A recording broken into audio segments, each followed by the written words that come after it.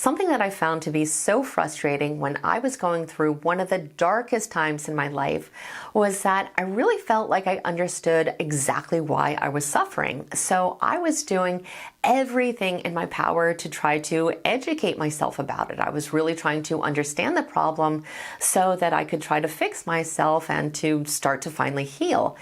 So I was putting in all of this work. I was reading all of these books, I was journaling, I was watching all of these videos, but nothing was really helping me, nothing at all. I just felt like I was kind of stuck, and I felt like I really stayed that way for years. And it wasn't until many, many years later that I finally realized that I was actually doing something that was truly preventing myself from being able to heal, and that I was failing to do the one thing that would have actually helped. And once I finally did that thing, that's when everything began to change, which is exactly what I want to share with you today. So if you're going through something and you feel like you already have the awareness and the insight of what's really going on, and you feel like you're fully aware of your patterns and your issues, but that knowledge is not helping the pain to go away, then today's video is just for you, because I know exactly what it's like to be stuck in that loop. And if you are stuck in that loop, it is time to finally get you unstuck.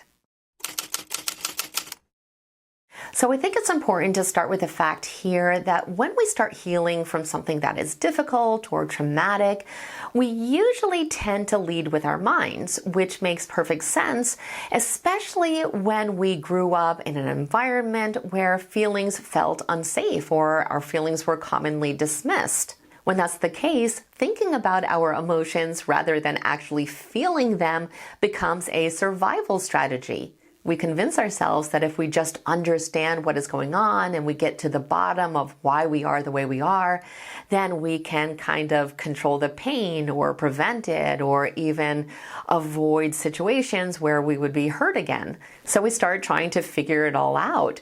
We start gathering all of this knowledge, we do all of this research, we listen to all of these podcasts, and a lot of times we can define and even explain our trauma in perfect terms. All the time I hear people say extremely self-aware things like, I have an anxious attachment style, or I am hyper-independent because of childhood neglect, or whatever it may be. But we often can very accurately diagnose this situation, and that in and of itself is a good thing. But, and there is a big but here, a lot of us also still fail to realize that this insight really is just awareness, and awareness on its own does not lead to transformation or healing, because we can still stay emotionally distant. In other words, in reality, we can't think our way out of pain. It can give us a map, but most of us don't follow one, so we never really start on that path to healing.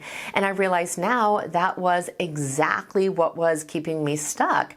I just kept studying the problem and assuming that doing so was the solution, and it never was. I just could never get rid of the pain. In truth, we only heal when we actually feel what happened. Unfortunately, there's just no other way to the other side of the bridge. And I know it is the last thing that any of us want to do, because feeling means that we have to let the pain in. Most of us try to eternally avoid having to sit with these negative emotions and really experience the grief or the fear or the anger.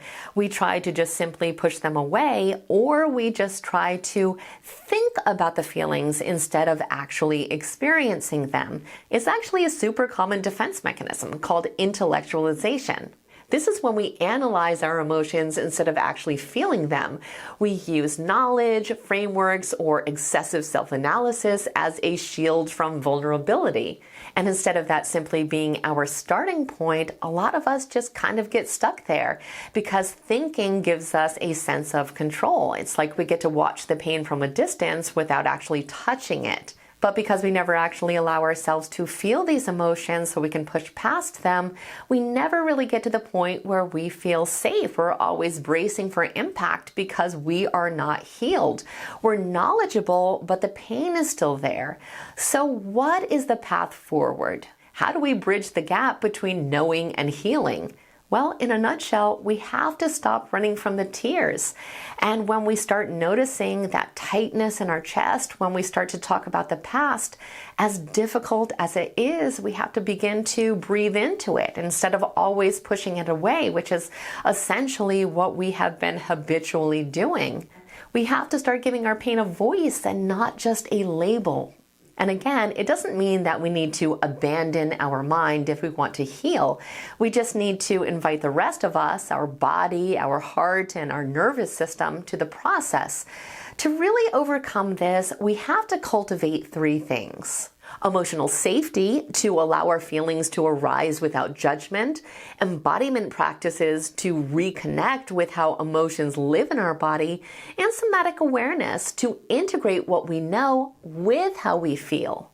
But as far as experiencing our emotions and trying to let them out, there are really no wrong ways to do that. It's whatever is going to work for us. Some people like to walk in the woods and have a good cry, or some other people like to have a meditation session where they really focus on how they are feeling.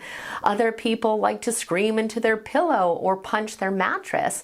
And other people like to talk to a friend or a therapist and really finally express themselves. Again, there are no wrong answers. It's all about reconnecting with the parts of us that are so hurt that they've gone into hiding. And there is no singular way to do this. We will continue to suffer until we prove to ourselves that we can survive the feeling, and we can, and it's actually a lot less torturous than what we are experiencing now. And every single time we allow ourselves to feel something, we can realize that we're still safe and we're just one step closer to healing. And we don't have to be perfect. We just have to start feeling little by little. And I promise you that is enough. That is the path to healing. So please know that you are not alone. I truly hope that you found this video helpful today, and I will see you in the next one.